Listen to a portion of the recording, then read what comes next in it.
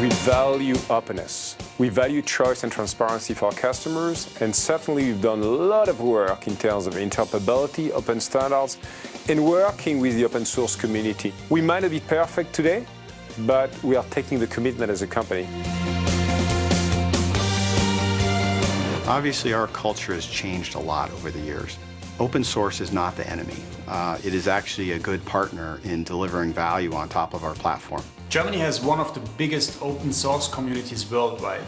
Over the last 10 years, we have been actively engaging as Microsoft and listening and trying to really understand what these companies need and what they're looking for.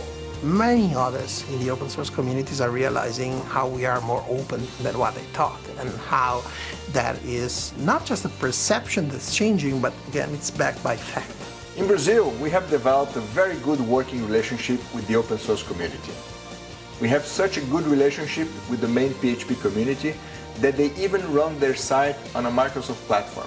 There's a lot of innovation that's happening in the open source world, and there's no reason that innovation can't actually run on a Microsoft platform as well. So we need to be able to support all those developers.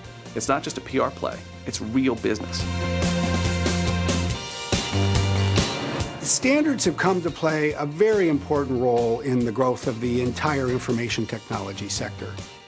We still compete with each other, we differentiate, but we differentiate increasingly around a common core of industry-wide standards. Hundreds of thousands of hardware and software developers are building their business on Windows. And all of this is made possible by our support for standards and interoperability. We've been working on interoperability for many, many years in the Office division. We think it's so important to our customers. We hear the message loud and clearly. They want to make sure they understand how we work with other systems, and we're trying to do everything we possibly can. And between i8 and i9, I think we've done a significantly better job listening to what developers want. And in some ways, that conversation is really what's gotten so much better. I think we do a much better job listening, and we do a much better job playing it back. So on the Office side, there's a couple of great examples, I think, of some of the interoperability work that we've done. We've got our open XML file format. We saved to PDF. We saved to the open document format. All of those are examples of formats that we know customers want to have in the product.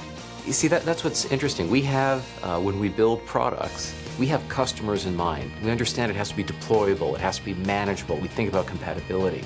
And we get to balance here at Microsoft cutting-edge innovation and technology, interoperability with standards, and the secure development lifecycle.